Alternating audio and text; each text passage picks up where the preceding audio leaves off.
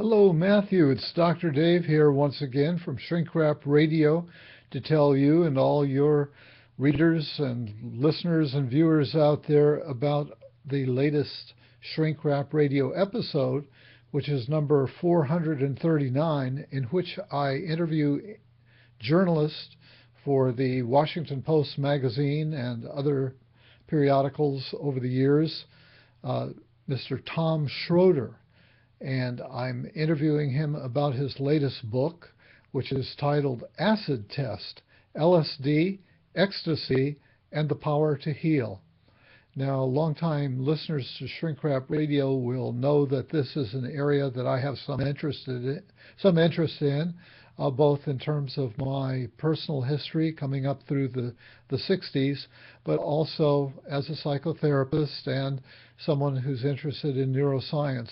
And certainly, one of the things that's so intriguing about psychedelics is the way that they interact with the brain and what they seem to trigger in the brain.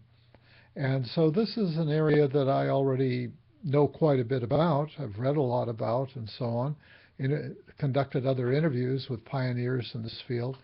But I really like to interview journalists, good journalists who've done a lot of homework. And Tom Schroeder is that kind of a journalist. And so I learned a lot from his book, Acid Test, and really recommend it. He goes into some of the history that I wasn't familiar with. For example, I didn't know that Albert Hofmann, the person who, I guess, synthesized LSD, the kind of the originator or inventor, if you will, of LSD. He was a scientist at Sandoz Laboratories, and it's LSD 25 because there were 24 other experimental compounds working their way up to that one, doing research on ergot for a number of conditions, of medical conditions, and certainly a psychedelic wasn't on the list of where they were trying to go. Well, one of the things that fascinated me was that Albert Hofmann, when he was a boy, had what could only be described as a spontaneous psychedelic experience. Perhaps it might fit in with Maslow's idea of the peak experience. So it was just an amazing synchronicity that later, as a young adult scientist, I think he was in his mid 20s when he discovered LSD and somehow managed to bicycle home as the drug was coming on and as he was beginning to experience powerful visual hallucinations and so on. So that was certainly one interesting story, and there are a number of other kind of personality profiles along the way. Humphrey and Osmond, two Canadians who play an important role.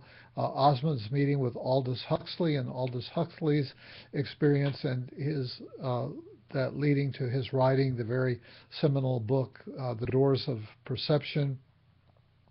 He goes into some of the history of the CIA's experimentation with psychedelics, unbeknownst to its subjects, and also prior to that, Nazi experiments with mescaline and other substances. But he also, more importantly, goes into the power of of psychedelics as a healing agent. And it turns out that there's actually a huge literature on the positive side, attesting to their usefulness and power. Even in the late 1950s, there had already been a ton of evidence collected to that effect. And then, because of the follies, I guess, of Timothy Leary, the law kind of clamped down on that, so that even now it's very hard for legitimate scientists to do the study that's necessary, but I guess it's starting to open up, and he goes into some of that. And also, there are other countries that have been able to do some very significant research. I think one of the most promising areas is PTSD.